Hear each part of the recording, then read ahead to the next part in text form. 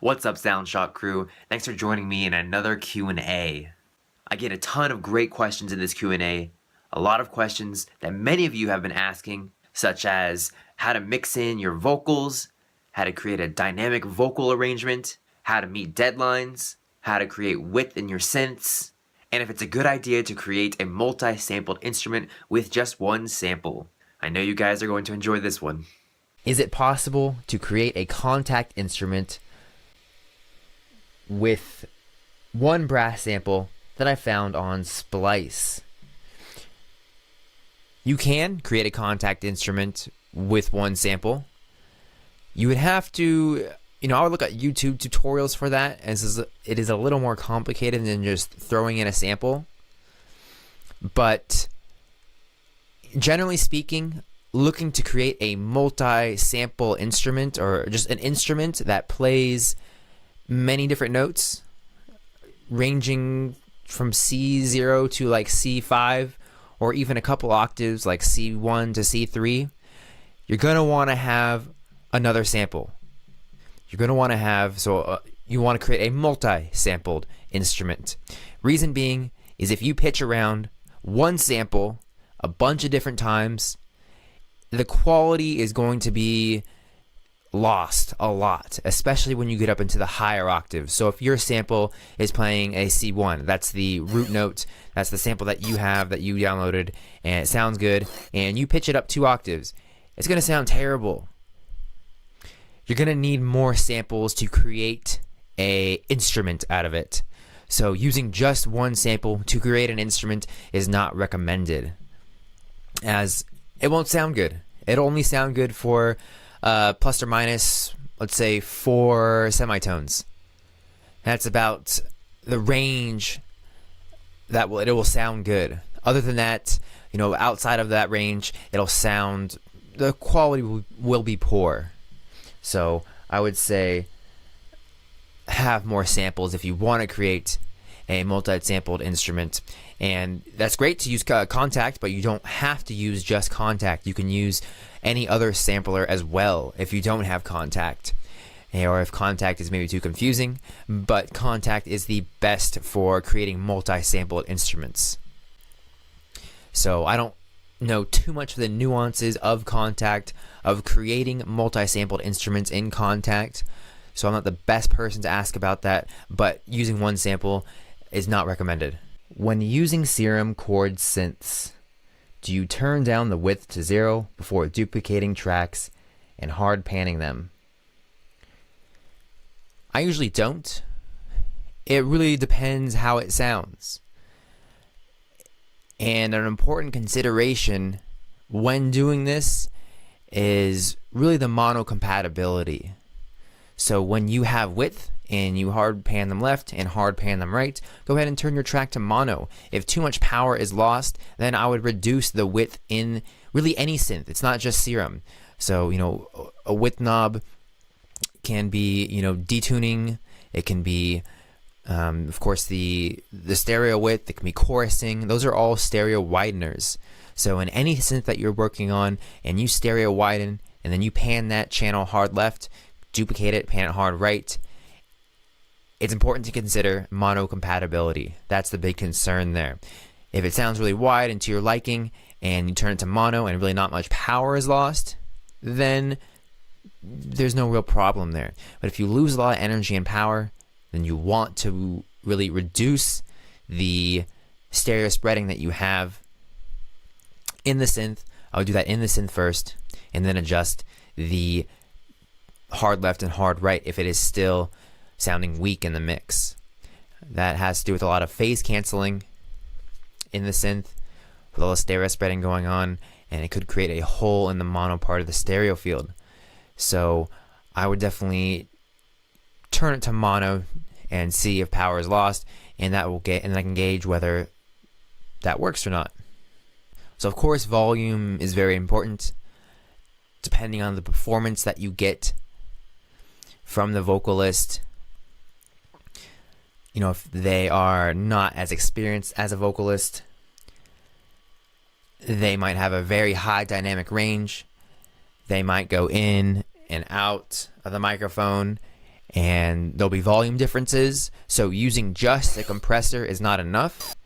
To get a really tight, consistent sound, you'll need to do volume automation, as this will help with really keeping the vocal stable in the mix, keeping it up front and center. So usually compression is not just enough there. I usually go in with volume automation first to really smooth out a bit some of the higher changes in dynamics, so differences between the louder and the quieter parts. And then I'll use compression. And really, I find that is one of the most important parts of getting a vocal to sit on top of the mix, because many producers don't do volume automation because they're lazy. They're lazy, they don't pay attention to the dynamics, and they don't volume automate, and the vocal doesn't sit on top. So that's one of the reasons, a very big reason, that producers don't have their vocals sitting on top of the mix. Okay, so other ideas besides the volume and compressing to get the vocal to be stable and more up front in the mix, I also like to, cut away frequencies of other instruments that are taking away the meat of the vocals. So if the meat of my vocals are, let's say, the meat meaning the most prominent frequencies in that sound, to find these prominent frequencies, I would just go into the vocal and remove frequencies and scan across. So I'll be reducing with a notch filter and then scan across the vocal and find out what takes away the most energy, what frequency range that is. So let's say it's 1000 kilohertz. That is the most prominent frequencies in the vocal. And then I'll go into my synths and other instruments that have a lot of high-end information, and I'll reduce the volume in those specific frequency ranges. So the 1000 kilohertz, I'll reduce 1000 kilohertz on the EQ in that range. That way I leave more room for my vocals to breathe. Everyone wants to cram in a bunch of sounds, as many sounds as possible. They want to raise the volumes as loud as possible without realizing that your mix, it's in a box. There's only so much information you can fit in your box. So really, to get a bigger sound, you want to take away frequencies. That's what you should be thinking. This is not, of course, always the case, but it is mostly the case because you have a bunch of synths going or other instruments that are in the high end, and taking away frequencies to let that instrument shine through will already clear up your mix and give your vocals the chance to shine. So then other ways to get your vocals front and center is, of course, layering. This is a huge part.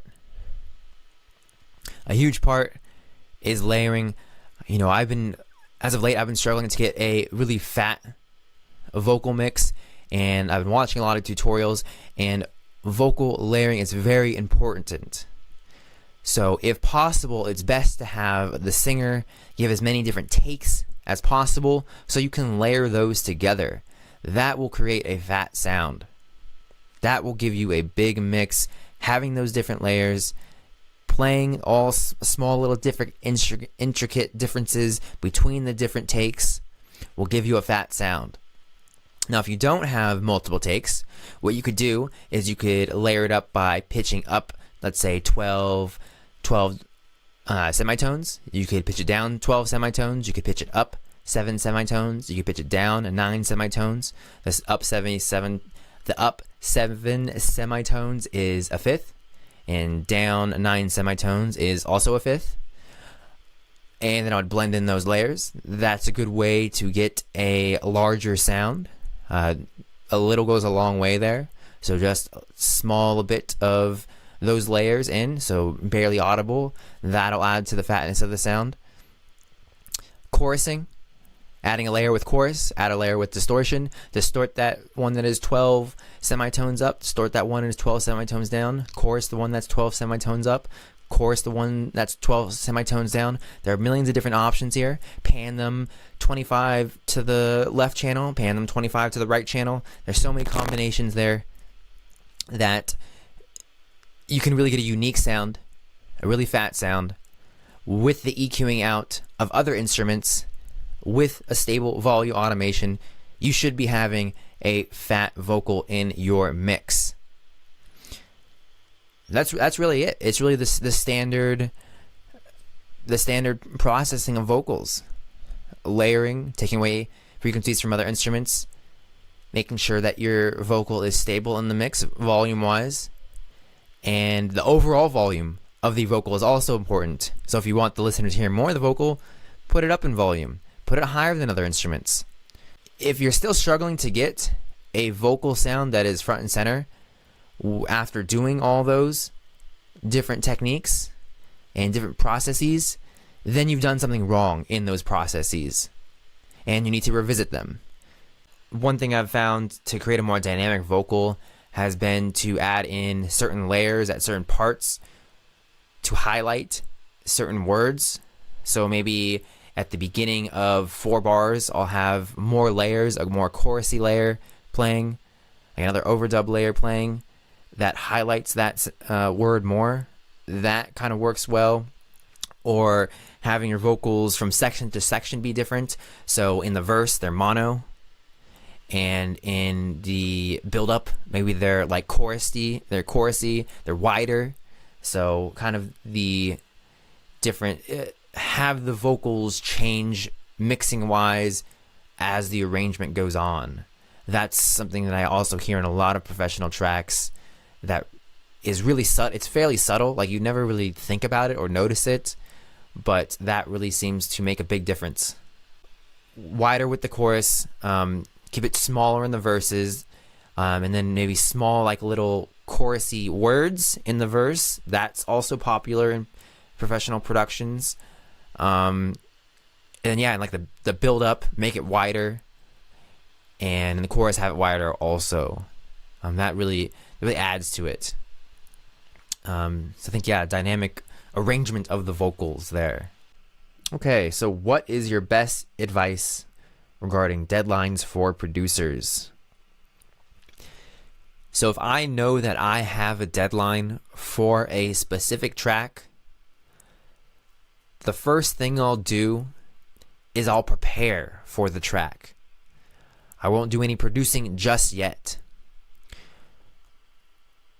I will make sure I'm prepared and have a game plan. That way, I know I can hit this deadline. So usually when I have a deadline, it'll usually be for a type of song, a specific type of song. I'll know, okay, I'm going to be making a, chill ambient type tune. Or, I'll know kind of what genre that I'm working in. Or I'll have, an idea of what I want the song to sound like. Then I'll go ahead and create sample folders for this track.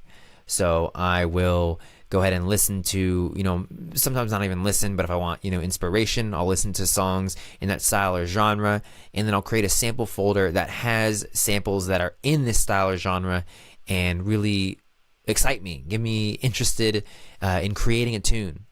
And that could be anything from a snare sample. That could be anything from just a Foley sample, an ambient pad in the background, really anything. I'll just grab a collection of around 10 to 30 samples. That way, I will have a jump start into the creative process. And I'll also do this with presets. So I'll also go through presets and find sounds that I like and that I think are just inspiring. I'll go through the ones that I have made. I'll go through other presets that, other companies have made, really any presets. And I'll create a folder of around 5 to 10 for presets. And I will stick within those sounds for creating my song. Now, of course, you can, have other preset samples, swap them in and out. But strictly for creating, I'll stick within those limits. I have found that sometimes when I don't limit myself, when I am limitless, I can get lost and there's just too many options at times and I can be unproductive at times. And when you have a deadline, you want to be, kind of on track.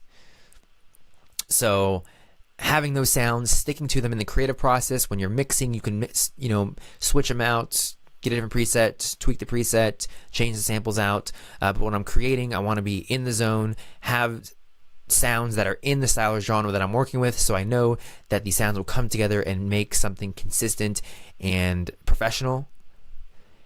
And I won't have to worry about too much about that. I can just focus on writing specifically and not preset and sample hunting. I feel like that's one of the biggest downfalls of some producers, is they just sample hunt and preset hunt forever, when really sticking to a limited range actually can make you more creative. Setting limits on your productions to what you can use does help. It does help you be more creative. It's kind of counterintuitive because you think, you're limiting yourself, so you're being limited, but it can help you be more creative. You think about the sounds differently when you have a limited set. So I think preparing for the track, and then even going as far as to making a very loose arrangement, knowing, a quick loose arrangement, knowing I want this intro to be a little bit longer. Map that out with markers on your DAW, or, specific lengths of certain sections. Experiment with that. All, skeletons that you can start with and build off of, and then I'll start my track. Then I'll be in the creative zone. I'll have samples that I won't have to sample hunt, presets I won't have to preset hunt. I'll have a very loose arrangement that I can just start working on, and of course change to my liking at any time. And this kickstarts the creativity, doesn't get you stuck in searching for whatever samples or presets, and will help me finish my track faster. That's how I like to go about really meeting deadlines, is preparing for the song before I write it. And yeah, that's what I would do for that. So that's going to do it for this week's Q&A. I want to thank you guys for checking it out. Hopefully you can take away some of the tips that I gave in there and use them in your own productions. If you want to get your question on the Q&A, all you have to do is join the live stream on the SoundShock Facebook page at 12 p.m. Pacific Standard Time on Wednesday, as I host these every Wednesday on the SoundShock Facebook page at 12 p.m. So I hope to see you guys there. And if you have any questions at all on the Q&A, if anything was unclear, you can go ahead and put a question in the comments below. And don't forget to check out SoundShockAudio.com, where all your music production needs will be met in the form of free plugins, presets, samples, loops, as well as expert tutorials for you guys to check out. See you guys next week.